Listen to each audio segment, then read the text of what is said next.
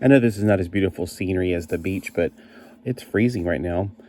But I did read this morning about John the Baptist, and I'm thinking there's a lot of people out there that are confused about this last days that we're in, and there's so many people that think the world's going to keep on going forever, that it's just, we're in a cycle and we go through bad and good and bad and good. I'm going, how can people be so blind? But then we were promised that this world will be under a strong delusion. Those who reject the Lord Jesus, they're going to be under a strong delusion to believe the lie. And, sometimes whenever I'm talking to them so much, I start questioning things myself. And it's not because I'm thinking, hey, maybe they're right. It's like going, why am I trying? Why do I keep telling these people they're not going to hear? They're not going to listen. They're not going to think. They're not going to accept the truth. Am I just a Karen that's in religion? Is that what it is? Why do I care so much? And I know that there's two-dimensional people out there. I know there's people that will never get saved, that they're basically born for damnation. They're here, they do what they do, and then they go off into eternity. But there's still those people out there that need to be reached. There's still those prodigals out there that need to come back, that need to come into the fold. And that's the ones I'm trying to reach. So, if you're offended by religion, you're turned off by it, you're, what people call religion. I'm starting to use their words now, which is bad. If you're offended by, they're offended by religion. They're not offended by Christianity. They haven't seen it yet.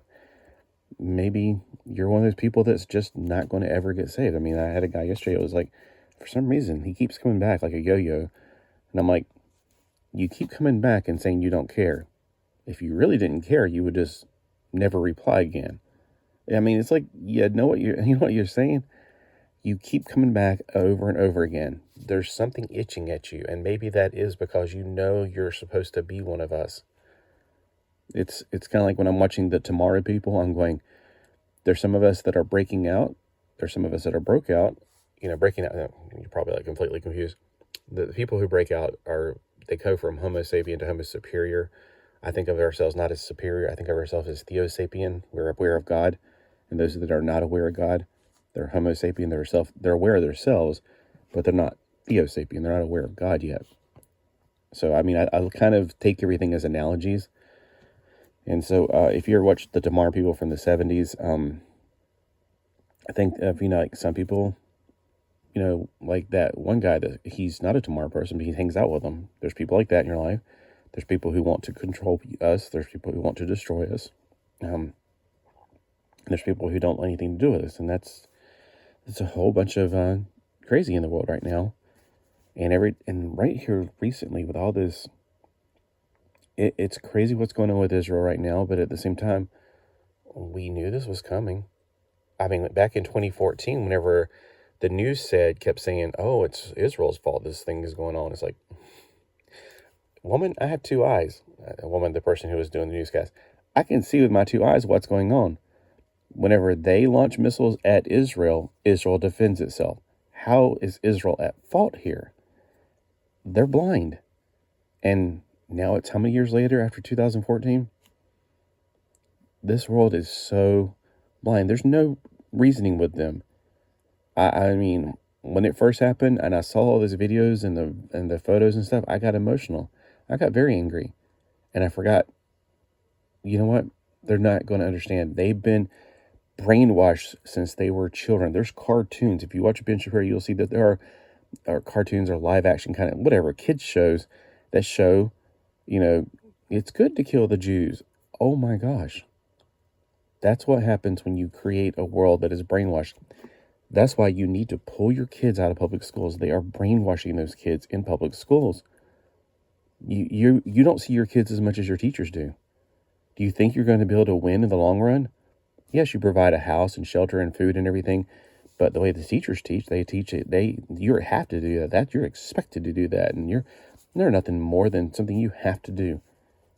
So, I know it's hard, but pull your kids out of public schools, get them into a community. Like if you have 4 or 5 parents that are all on the same board, maybe Monday they go to the Smith's house, Tuesday they go to the Jones house, whatever, and they do online learning. There's plenty of options for that, including free options. I'm just saying public schools are destroying kids. I know this.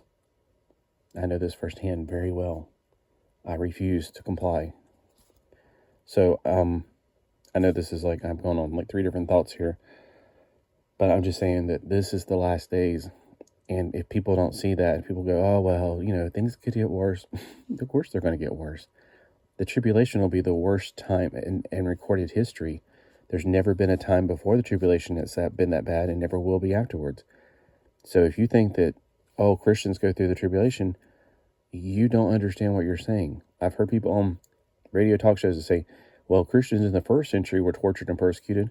Yes, they were, and they still are, by human beings. The tribulation is going to be the wrath of God, not the wrath of man. And it's going to be way worse than anything man could ever do. So no, Christians will not go through the tribulation. If you want to get saved, Romans 10 verse 9 says, if you confess with your mouth the Lord Jesus and believe in your heart that God raised him from the dead, you will be saved.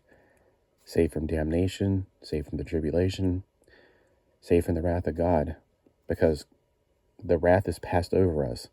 It's like the Passover lamb, the blood on the door, the wrath of God coming in and killing all the firstborn, the angel of God.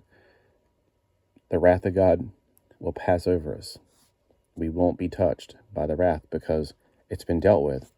Jesus paid that sin penalty and rose again to secure it. I mean, there's no reason for him to punish the sin twice. That's wrong. People keep saying, well, we got to go through the tribulation. No, we don't. But anyway, so I was reading about John the Baptist this morning about, what did you come out to see? A reed shaken by the wind? So he wasn't shaken. And I kind of wonder if he was homeless, because he says, those who live in, king's, nice apparel live in king's courts, kind of saying that, well, he doesn't even have a nice place to stay.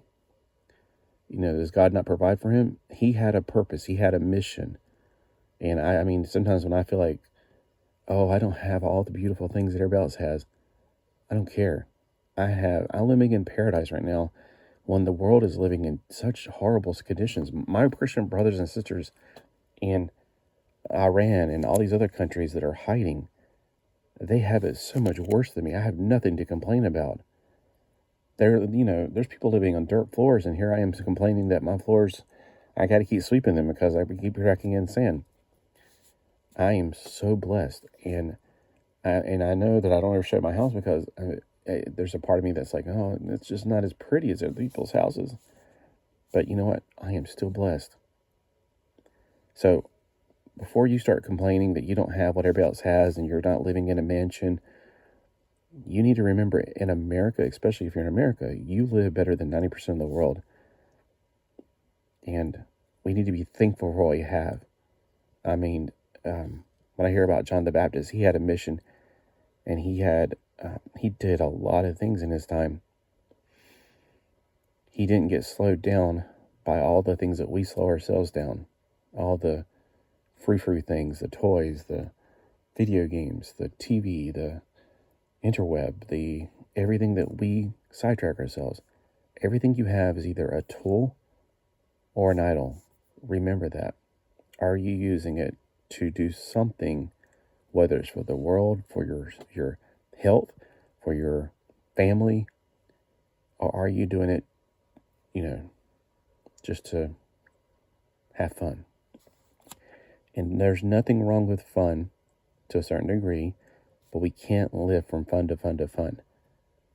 I mean, every now and then we need to kick back and enjoy life, of course, but we can't live for that. We live for the Lord, and the rewards will be multiple. And I'm not saying just witness nonstop, because you will burn out. When I was in college, I burned out. Well, anyway, I just wanted to say that get into the Bible and read and process what you're reading and think about what you're reading and apply it to your life. And, do I want to go out and wear, camel hair? Not necessarily.